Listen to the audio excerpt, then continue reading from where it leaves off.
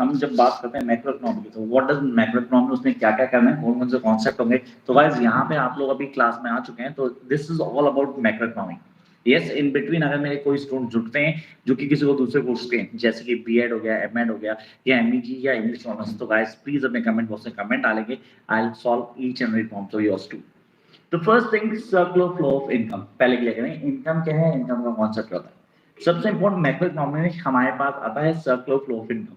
इसके लिए पहले मैक्रो इकोनॉमी समझिए। Macro economy, economy as a whole, I repeat, it's a process जिसको आपको फॉलो अप करना है। We guys need to understand कि मैक्रो इकोनॉमी क्या है, इकोनॉमी डील कैसे करती है। जब किसी इकोनॉमी को from the beginning till the last सारी चीजों को फॉलो करेंगे, शुरू से लेके आखिर तक, हम उसे बोलेंगे macro economy.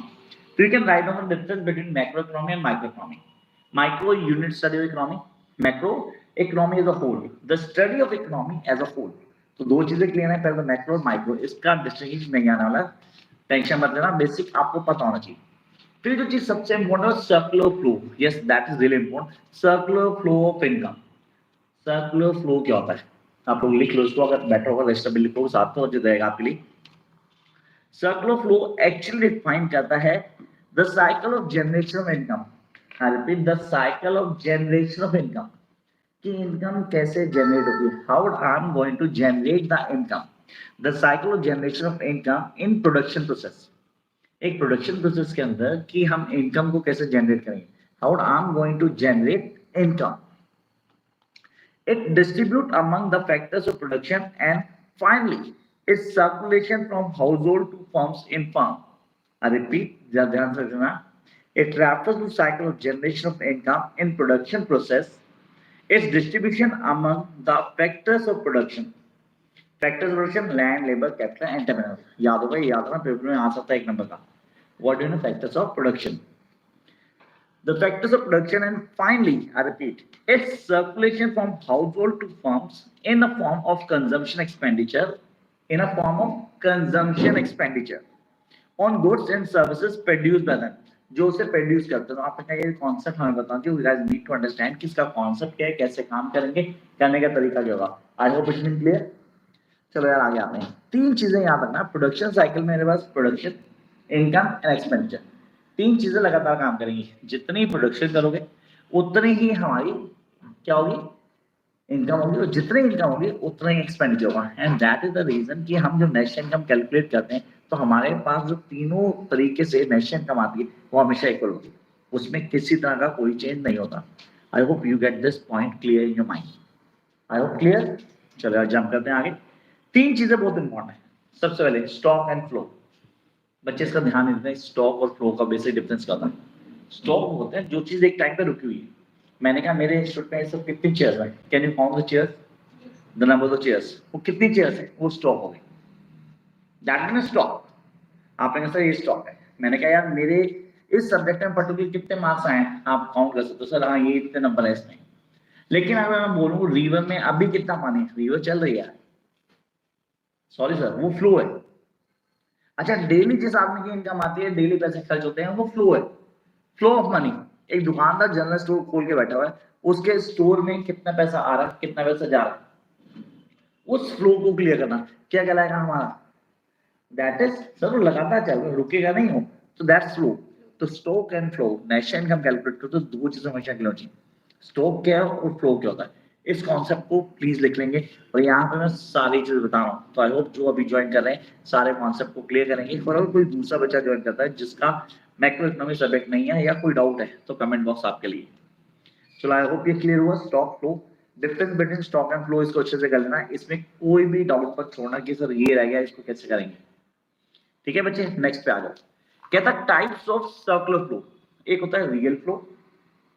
What is real flow, क्या होता है,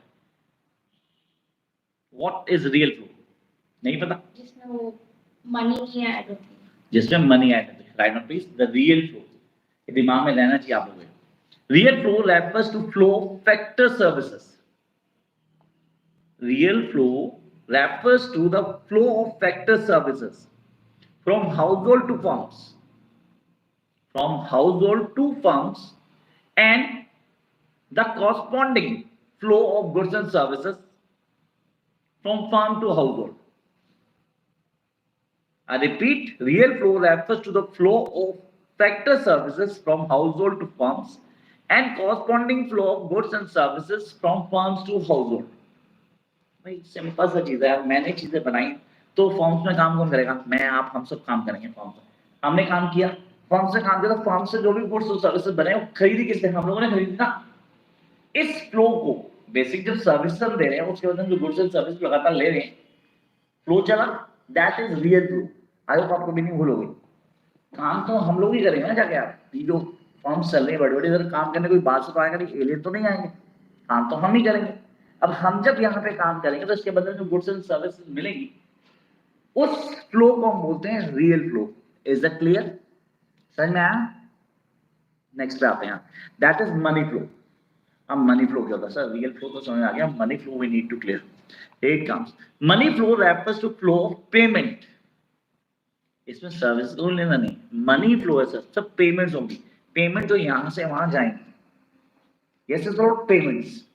कह रहा है money flow refers to flow of factor payments from firms to household.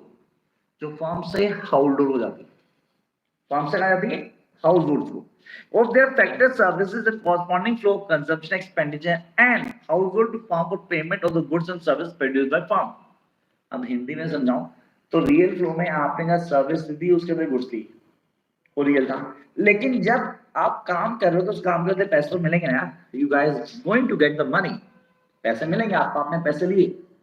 वो जो पैसे मिले हमें एट दैट टाइम, हमने पैसे लिए और पैसे लेने का हमने क्या किया, उसके बदले हमने पेमेंट्स की जो गुड्स और सर्विस ले रहे थे वहां, तो उसकी पेमेंट हम भी करेंगे। तो ये मनी फ्लो हो गया। वो था सर्विसेज का फ्लो और ये है पेमेंट का फ्लो। पेमेंट तो दो जगह से होगी ना। अगर मैं कहीं काम करूंगा तो सैलरी मिलेगी। अब मैं आपको पढ़ा रहा हूँ तो आपको ट्यूशन फीस देते हो मुझे, और पेमेंट आ गई। अब लेकिन अगर तुम्हारे पापा की किस चीज की शॉप है, मैं उधर संभालूंगा तो उसकी पेमेंट तो करूंगा मैं। Concept clear? Real flow, money flow. I hope दोनों क्लियर हुआ आपको। अच्छा जी, आगे आते हैं। मेन चीजें सबसे इंपॉर्टेंट है, 4 sectors of economy. 4 sectors of economy के, we have 4 sectors of economy. चारों के चारों आपको क्लियर हो जी। यार 4 सेक्टर कौन से होते हैं? सबसे पहला सेक्टर हाउस होल्ड सेक्टर। वो तो house hold, you me and all of us, हम लोग हाउस होल्ड सेक्टर है। हम इकोनॉमी में बहुत बड़ा रोल प्ले करते हैं। अच्छा, number 2 producing sectors. Producing sector कौन होते हैं? वो तो प्रोड्यूसिंग सेक्टर्स जो मार्केट में प्रोडक्शन करते हैं। जितनी प्रोडक्शन यूनिट्स हैं सारी प्रोड्यूसिंग सेक्टर में आते हैं हमारे पास। पहला हाउस होल्ड हो गया, दूसरा प्रोड्यूसिंग, तीसरा गवर्नमेंट सेक्टर। अब यार ये सेक्टर तो सर हमें पता होना चाहिए, this is something very important. अब गवर्नमेंट सेक्टर काम कैसे होती है? गवर्नमेंट जो आप लोग रूल करती है, गवर्नमेंट मेरे लिए करती है, आपके लिए करती है। Government works for all of us. Government taxes देती है, गवर्नमेंट सब्सिडी देती है, गवर्नमेंट डिबेट भी देती है डिबेट बिल्कुल। प्रोड्यूसिंग यूनिट्स को डिबेट देती है, हम लोगों को डिस्काउंट देती है। Next last foreign sectors. Sir NFI जो नेक्स्ट सेक्टर इनकम मान आती है वो फॉरेन सेक्टर से आते हैं। बाहर के बैंक इंडिया में आके ऑपरेट कर रहे हैं, काम तो चल रहा है। कॉन्सेप्ट क्लियर हुआ? समझ में आया? This what we guys need to clear. आगे आते हैं, क्या था circular flow in a simple economy by 2 sector economy. Sir ये याद रखना है कि 2 सेक्टर इकोनॉमी क्या है, 3 सेक्टर क्या होता है, 4 सेक्टर क्या होती है। 2 सेक्टर जब भी आप बात करते हो, आप बात करते हो हाउस होल्ड और प्रोड्यूसर्स की। आपने कहा सर मैंने 2 सेक्टर की बात की, तो पहला गया प्रोड्यूसर, दूसरा गया हाउस होल्ड, इनके बीच की रिलेशन चल रही है। यस, हम 2 सेक्टर इकोनॉमी, ये 2 सेक्टर इकोनॉमी होती है जहां पे इकोनॉमी में सिर्फ 2 सेक्टर, एक हाउस होल्ड और दूसरा प्रोड्यूसर। जो बनाएगा आपको माल बेचेगा, आप लोग खरीदोगे और आप लोग ही जाके सर्विसेज दोगे। Is that clear? इसमें किसी को डाउट? सर 3 सेक्टर क्या हो गया? गवर्नमेंट को इन्वॉल्व कर दो। अब गवर्नमेंट आएगी, गवर्नमेंट आपको भी डील करेगी, प्रोड्यूसर को भी डील करेगी। सर 4 सेक्टर, फॉरेन ट्रेड ले आओ बाहर से, फॉरेन ट्रेड आएगा तो सर 4 सेक्टर हो गया। 2 sector, 3 sector, 4 sector. I hope concept clear. किसी को कोई डाउट? यहाँ पे तो कोई डाउट नहीं होगा, ये तो कॉन्सेप्ट क्लियर आपको। चलो यार आगे आते हैं। ये हो गया हमारा introduction. This is the introduction of national income. अभी हमने कोई कंपोनेंट की बात नहीं की, we are not talking about components. हमने कंपोनेंट के अलावा कोई कॉन्सेप्ट बात नहीं की, हमने सिर्फ चीजें क्लियर की कि भाई क्या है, कॉन्सेप्ट क्या है, कैसे क्लियर करोगे। जंप करते हैं नेक्स्ट सेक्टर के ऊपर। अब ये आ गया हमारे पास नेशनल इनकम। अब ये नेशनल इनकम क्या होता है? What is national income? National income GDP. आप बोलते हो ग्रॉस डोमेस्टिक प्रोडक्ट, क्या होता है GDP? All the goods and services produced in a domestic territory country in an accounting year, in an accounting year, उसको हम बोलते हैं नेशनल इनकम।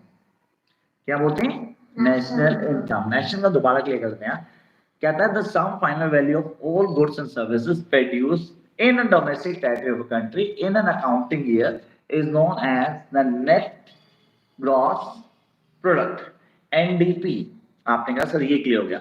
अब डोमेस्टिक टेरिटरी क्या होती है? सर ये क्वेश्चन बहुत बड़ा दिमाग में आता है। डोमेस्टिक टेरिटरी किसे कहते हैं? ये जो आपको सर्कल दिख रहा है ना, इंडिया का मैप, इंडिया का मैप जो दिख रहा है, उस मैप के चारों तरफ जो भी एक लाइन दी हुई है वो डोमेस्टिक टेरिटरी हमारी। भाई इसके अंदर अंदर हम डील करेंगे तो हमारी ये क्या कहलाएगी? Domestic territory. क्या कहलाएगी? Domestic territory.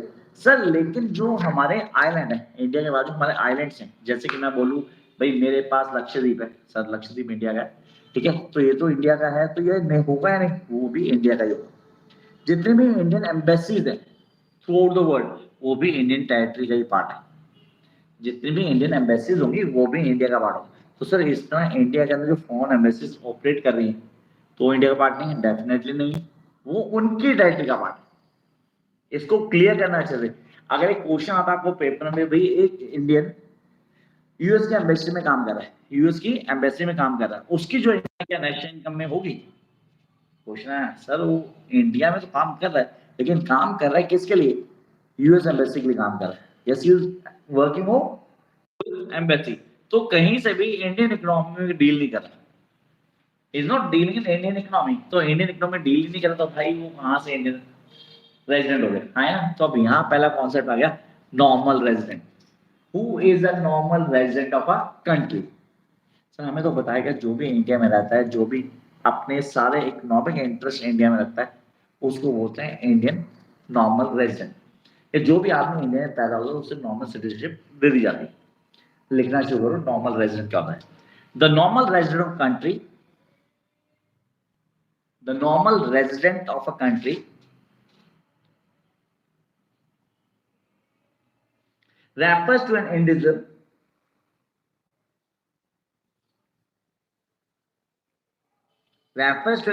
who resides in India, India is a country, who resides in the country, and whose center of economic interest, ये words याद रखना, center of economic interest, and whose center of economic interest also lies in the country, भाई ये तो क्या normal resident. अब आपने कहा नॉर्मल रेजिडेंट, सर मैंने जैसे आपको एग्जांपल दिया, एक इंडियन जो इंडिया में रहता है लेकिन फॉरेन एम्बेसी में काम करता है, तो भाई उसका जो इंटरेस्ट तो फॉरेन कंट्री पर होगा ना, कि वो एम्बेसी दूसरी हो। तो आई होप ये कॉन्सेप्ट यहाँ क्लियर हो गया होगा। अब इसको थोड़ा डिटेल में पढ़ना कि इस पे क्वेश्चन आ सकता है 1 नंबर का। ठीक है, कोई क्रू मेंबर हो गया, कोई आदमी बाहर से घूमने आया है, यहाँ पे आके रुक गया, क्या वो इंडियन रेजिडेंट होगा या नहीं होगा? क्या उसकी जनरेट की गई इनकम नेशनल का पार्ट होगी या नहीं होगी? Is that clear? चलो ये तो पहला पॉइंट हो गया। आगे citizen and resident are two different terms. एक होते हैं सिटीजनशिप। सिटीजनशिप, भाई मैं इंडियन हूँ, I am Indian citizenship, yes I am having an Indian citizenship. लेकिन मैं बोलूं एक आदमी यहाँ रेजिडेंटशिप पे आया, एक आदमी बाहर से आया, यहाँ आकर रुक गया, सर वो सिटीजन नहीं बनेगा इंडिया का। अब मैंने बोला कोई बाहर से आए, यहाँ पे आके रहने लग गया, तो इंडियन सिटीजन बन गया भाई, उसको वोट देने का अधिकार दे दूं मैं? सीधे से इलेक्शन आ रहे हैं तो इलेक्शन दे दूंगा, भाई अभी सीए आया है, सर सीए, सर वो तो सिटीजन अमेंडमेंट एक्ट है, उसका इससे कोई लेना नहीं, सिर्फ उसका इससे कोई लेना नहीं है। वो तो जो भी इंडियन है यहाँ पे रह रहा है फ्रॉम द लास्ट 7 ईयर्स, उसको रेजिडेंट मिलेगा और हर कंट्री ने फॉलो किया हो। लेकिन ये सिटीजनशिप है। सिटीजनशिप क्या होती है? एक आदमी किसी कंट्री में पैदा हुआ और उसका इकोनॉमिक इंटरेस्ट वहीं का है, उसको बोलते हैं सिटीजनशिप, जिसको हम अपने वर्ड से नॉर्मल रेजिडेंट कह सकते हैं। Write down please, citizenship. It is basically a legal concept. It is basically a legal concept, एक लीगल कॉन्सेप्ट है जो हम सबको क्लियर होना चाहिए। क्या लीगल कॉन्सेप्ट क्या होता है? On the place of birth of a person, on the place of a birth of a person,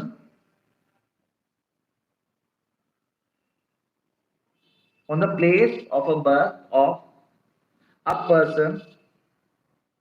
अब इसकी 2 सिचुएशन लगा लो यार, अगर मैं इंडियन की बात करता हूं। Number 1, one who takes birth in India, पहला हो गया the one who takes birth in India, उसको इंडियन सिटीजन मिल जाती है। सेम अगर आप यूएस में बैठो यूएस की सिटीजन मिल जाएगी, ऑस्ट्रेलिया में तो ऑस्ट्रेलिया की सिटीजनशिप मिल जाएगी। Number 2, a person born outside India. Sir India को मेंशन करना, हम इंडियन है तो हम इंडिया के बारे में बताना, तो इंडिया ही लिखेंगे। A person born outside India applies for citizenship, applies for Indian citizenship and Indian law allows him to become Indian citizen. And Indian law allows him to become Indian citizen. भाई law ने बोलते भी हाँ तू Indian citizen है, allow कर दिया उसको, तो yes he is now an Indian citizen, तो उसको सिटीजनशिप मिल गई। लेकिन जब हम बात करते हैं sir residentship, right of peace, आप बोलते सर ये तो सिटीजनशिप था, अब दूसरा आ गया रेजिडेंटशिप। अब रेजिडेंटशिप क्या होती है? It is economic concept. Residentship एक इकोनॉमिक कॉन्सेप्ट। सिटीजनशिप तो नागरिकता को किसी देश में मिल जाएगी, अगर आप जाओगे रहोगे वहां पैदा हो गए तो आपको मिल जाएगी। रेजिडेंटशिप आपका इकोनॉमिक इंटरेस्ट है, it is based on economic concept. Yes, it is an economic concept based on basic economic activity, based on economic activity, based on economic activity performed by a person, performed by a person, जो एक आदमी perform करता है। This is something very important, we guys need to know कि क्या है, concept कैसे करते हैं, करने का तरीका क्या है। इसका सेकंड पॉइंट बहुत इंपॉर्टेंट है, इसको लिखो। राइट नंबर सेकंड वन, क्या है? An individual is a normal resident of country. An individual is a normal resident of a country, a normal resident of a country if he ordinarily resides in a country,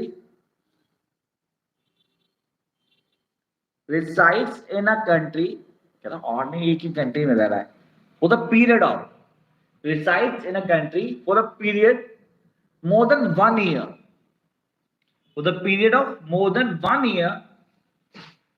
अब खाली रहना नहीं है भाई, उसका economic interest भी लाई करना चाहिए।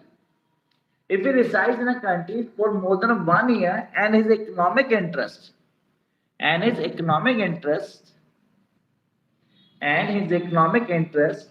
lies in the country, उस कंट्री में उसका इकोनॉमिक इंटरेस्ट भी लाई करता है, तो आपने कहा sir this something very important, we guys need to understand कि भाई उसका इकोनॉमिक इंटरेस्ट भी लाई कर रहा है, तो भाई वो इंडियन क्या हो गया? सिटीजन हो गया। रेजिडेंटशिप मिल गई आप लोगों को, कॉन्सेप्ट क्लियर हुआ? तो भाई क्या थी सिटीजनशिप, क्या थी रेजिडेंटशिप, दोनों में डिफरेंस क्लियर है? क्या था डिफरेंस? वो लीगल कॉन्सेप्ट है और वो जिसका इकोनॉमिक इंटरेस्ट पड़ता है वो उसको मिलता है रेजिडेंशिप। इकोनॉमिक इंटरेस्ट, जो भी आदमी यहाँ पे आया जिसका इकोनॉमिक इंटरेस्ट रेफर करता है उसको बोलते हैं हम रेजिडेंशिप मिल गई। अब आते हैं मेजर चीज के ऊपर जिसको आप लोग भूल गए होंगे, 12th में तो आ गए आप लोग, हमें तैयारी भी कोई एग्जाम पेपर है, कुछ बेसिक्स को ध्यान नहीं दिया। आप लोगों को याद है फैक्टर इनकम और ट्रांसफर इनकम में क्या फर्क होता है? What the difference between factor income and transfer income बताओ? जो हम सर्विसेज देते हैं उसके बदले मिलती है वो होती है फैक्टर इनकम। बिल्कुल ठीक। ट्रांसफर इनकम जो हम सर्विस कुछ आगे से देते नहीं है पर फिर भी हमें मिलती है, जैसे वन साइड ट्रांजैक्शन। देखो फैक्टर इनकम जहां दोनों तरफ से काम चल रहा है, मैंने मेहनत की, मैंने तुम्हें पढ़ा, तुमने फीस दी, फैक्टर इनकम दिया, लेकिन मैंने कुछ नहीं किया, मैं बैठा हूँ लेकिन कोई आके मेरे को टोकन ऑफ मनी देगा, as a respect, as a कुछ भी यार वो पैसे देगा, वन साइड ट्रांजैक्शन। मैंने कुछ नहीं किया, उसमें मेरा कोई रोल नहीं था, yes I get the money. आपने बोला सर एक ट्रांसफर इनकम थी, I need not to mention this. ये तो क्लियर आप लोग है नहीं यार, कमेंट में डाल देना, अगर किसी को जाओ तो मैं जरूर लिखवा दूंगा इसको भी। आगे आता है final goods and intermediate goods. अब इसको भी शॉर्ट में बताता हूँ, फाइनल गुड क्या होता है, इंटरमीडिएट गुड होता है। फाइनल गुड ये पेन बन के तैयार है, मैं इसको यूज करता हूँ फाइनल गुड। लेकिन इस पेन को बनाने के लिए भाई ये रिफिल चाहिए होगा, निकाल के देख रहे ना, हाँ ये रिफिल चाहिए सीधे से, ये कैप चाहिए इसकी, ये वाली आपने कहा कैप भी चाहिए, ये भी चीज का बॉटम भी चाहिए। तो भाई मैंने इसको जोड़ा पूरा, ठीक है, ये 3 चीज हो गई, ये क्योंकि इंटरमीडिएट क्या हो गई, इंटरमीडिएट फाइनल गुड को बनाने के लिए। नाउ इट्स प्रिपेयर, ये फाइनल गुड, इसकी कैप भी होगी ऊपर, तो आपने बोला ये हो गया फाइनल गुड। इंटरमीडिएट गुड, जब भी आप किसी गुड को बनाने के लिए कई चीजों को यूज करते हो वो कहलाती है intermediate good. Means in the final preparation of particular good, जो भी गुड्स यूज किए जाते हैं उसको बोलते हैं intermediate goods. I hope concept clear, सबको समझ में आया? आगे आते हैं next one, please right down the difference between final good and intermediate goods. ये खुद करना क्वेश्चन आप लोगों ने, आपको क्वेश्चन लिखवा रहा हूँ, पेपर में आएगा ये। Difference between final good and intermediate goods. अब आते हैं दो चीजों पर। आप कहते हो सर गुड्स, गुड्स बोलोगे सर, गुड्स होते हैं दो तरह के मेजर, कंजम्पशन गुड्स और कैपिटल गुड्स। अब हमें बताओ जी कंजम्पशन गुड क्या होता है, कैपिटल गुड क्या होता है? What is this consumption good, और इसको दूसरे वाले को बोलूं तो एक कैपिटल गुड क्या होता है? मतलब कंजम्पशन गुड अलग हुआ, कैपिटल गुड क्या होता है? हमें कंजम्पशन गुड क्या होता है? जो कंज्यूम करते हैं, पेन, कॉपी या ब्रेड खाते हुए, ब्रेड, हाउस होल्ड कंजम्पशन, कोई भी। कैपिटल गुड भाई जिससे प्रोडक्शन होते हैं गुड्स की, मशीनरी को कैपिटल गुड बोलते हैं। जो चीज सीधा कंज्यूम किया, या आपने पेन यूज किया, मैंने फोन यूज किया, ऑनेस्टली इससे काम कर रहा हूँ, फिलहाल तो मैं फोन यूज कर रहा हूँ आपसे क्लास लेने के लिए, ठीक है, I am taking your class, तो मैं इसको यूज कर रहा हूँ, कैपिटल गुड बना देना फोन, ठीक है। लेकिन हाँ, क्योंकि इसको कैपिटल गुड ही ट्रीट करूंगा, ये तो काम चला रहा है आजकल, पूरा इंडिया पूरा वर्ल्ड चला रहा है। दूसरा कैपिटल गुड की बात करते हो सर, ये तो हो गया जो दूसरा बना रहा है, लेकिन कंजम्पशन गुड सर वो गुड है जो कि सीधा कंज्यूम किया जाएगा। सब्जी रोटी दाल वगैरह खाते हो ना, वो कंजम्पशन की जाती है। Is that clear? उसमें ड्यूरेबल भी होता है, नॉन ड्यूरेबल भी होता है। जो चलता है, घर में अलमारी आती है सालों में आती है, बात फ्रिज आता है सालों में आता है, टीवी रोज रोज नहीं आता, लेकिन ब्रेड आटा दाल चावल ये सब रोज आता है ना, इसको तो सालों में सकते। इस सांची मेरे सामने बैठी हुई कह रही सर मैं तो आटा लाऊंगी घर पे 15 साल बाद उसको दूसरा लाऊंगी, how would it be? Waste हो जाएगा यार वो, है ना, वो तो वेस्ट है। Is it clear? चलो आगे आते हैं sir, gross investment and net investment. Gross क्या है, नेट क्या है, इसका फर्क क्या है, अब इसको कैसे क्लियर करेंगे? ग्रॉस इन्वेस्टमेंट क्या होती है और नेट इन्वेस्टमेंट क्या होती है, इसके कॉन्सेप्ट को समझो, this is really very important. Gross investment कैसे करेंगे, करने का तरीका क्या फॉलो होगा? ग्रॉस और नेट का डिफरेंस होता है डेप्रिसिएशन। नेट में डेप्रिसिएशन ऐड कर दो, ग्रॉस आ जाएगा, ग्रॉस से डेप्रिसिएशन लेस कर दो, नेट आ जाएगा। नेट मनी वैल्यू है, बिल्कुल एग्जैक्टली राइट, मनी वैल्यू और market value. I hope you guys are right on this. तो नेट क्या है? नेट मनी वैल्यू, और ग्रॉस क्या है? Market value. तो कॉन्सेप्ट क्लियर? यार ये तो लिखिए होगा आप लोग, आप सारे इंटेलिजेंट हैं। यहाँ पे डेप्रिसिएशन क्या होता है? What is depreciation? Consumption of fixed capital. Depreciation कुछ नहीं है, कंजम्पशन ऑफ फिक्स्ड कैपिटल को डेप्रिसिएशन कहते हैं। तो हमारे पास ये आ गया। इसका एक टर्म है बहुत इंपॉर्टेंट जो हमें आना चाहिए, that is net indirect taxes. What do you mean by net indirect tax? ये नेट इनडायरेक्ट टैक्स क्या होता है भाई? Indirect tax minus subsidy. I repeat, indirect taxes minus subsidy को बोलते हैं नेट इनडायरेक्ट टैक्स। अब ये है कैसे समझेंगे, करने का तरीका क्या होगा, फॉलो क्या होगा, कैसे कर पाएंगे, चीजों को हाईलाइट करके समझना जरूरी है। आई होप यहाँ पे कॉन्सेप्ट क्लियर कि भाई क्या है net indirect tax. Net indirect tax simple सा चीज है, मैंने इनडायरेक्ट टैक्स से सब्सिडीज को लेस कर दिया, मेरे पास नेट इनडायरेक्ट टैक्स मिल गया। मैं थोड़ा और आ गया चीजों को क्लियर भी कर लूंगा, तो मेरे को समझ में आ जाएगी करने की।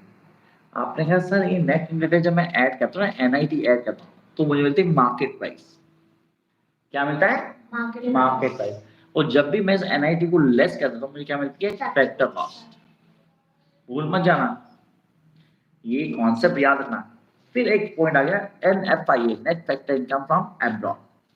भाई ये जो एक्सपोर्ट होता है, जो इंपोर्ट होता है, इसका पार्ट है, लेकिन नेट फैक्टर इनकम जो भी इनकम मैं अर्न करता हूँ फ्रॉम द आउटसाइड वर्ल्ड, जो इंडिया से बाहर से पैसा आता है, और जो भी इंडिया से अर्न किया है फॉरेनर्स ने, उन दोनों के डिफरेंस को बोलते हैं NFIA, net factor income earn from abroad. जब भी मैं डोमेस्टिक में एनएफआई ऐड करता हूँ, नेशनल इनकम आती, और जब भी नेशनल इनकम से क्या करता हूँ, एनएफआई लेस करता हूँ, तो डोमेस्टिक इनकम आती। हमें से कई स्टूडेंट बोलते हैं सर कई बार ऐसा होता है कि domestic income is more than national income. हाँ बिल्कुल होता है, जब भी एनएफआई नेगेटिव में हो।